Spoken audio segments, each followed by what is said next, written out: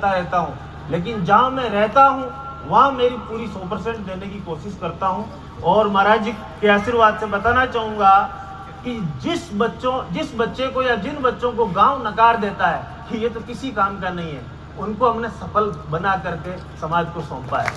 ये मेरे पास उदाहरण 150 बच्चे हमने पिछले 4 सालों में दिल्ली विश्वविद्यालय में भेज दिए, इसी क्षेत्र से, मुंडवा के आसपास से। मुंडवा, खजवाना में तो कोई एक आध बच्चा गया है। मुंडवा, जनाना, गवालू, इनाना, मुंडवा शहर के ज़्यादा हैं, तो आसपास के गाँव में भी बच्चे जो हैं उनको डीयू में हम भेजते हैं। तो अच्छे विश्वविद्यालयों में क्यों भेज रहे हैं हम, उनके माँ बाप को क्यों कहते हैं?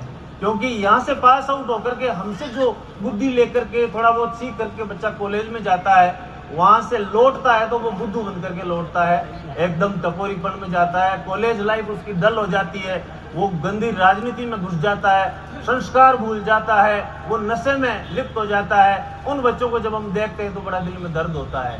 तो सचमुच हमारे क्षेत्र में शिक्षा की आज आपने जो नींव रखी है, इसको लेकर के मैं समझता हूँ कि यहाँ बहुत बड़ी क्रांति होने वाली है।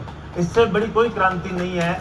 अभी कुछ बातें चल रही थी, मैं सुन रहा था कि इससे अच्छा तो है हॉस्पिटल हो जाता। हॉस्पिटल सरकारी ऑलरेडी है, डॉक्टर समय से नहीं आ रहे हैं, किसी को कोई मतलब नहीं है, डॉक्टर से कोई बात करना नहीं चाहता।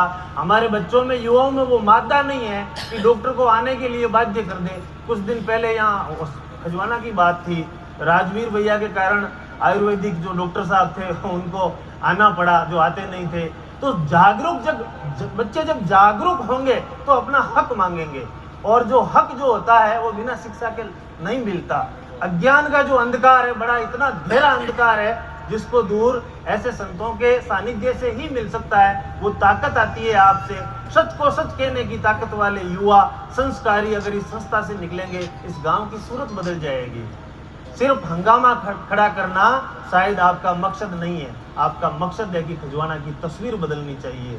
कौन कहता है कि आसमान में छेद नहीं होता, तबीयत से एक पत्थर तो फेंको यारों। ये जो आपका प्रयास है निश्चित रूप से रंग लाएगा। और जो सपना देखा है राजवीर ने, राजेंद्र जी ने और आपके जैन समाज के बंधुओं ने, वो सपना बिल्कुल साकार होगा।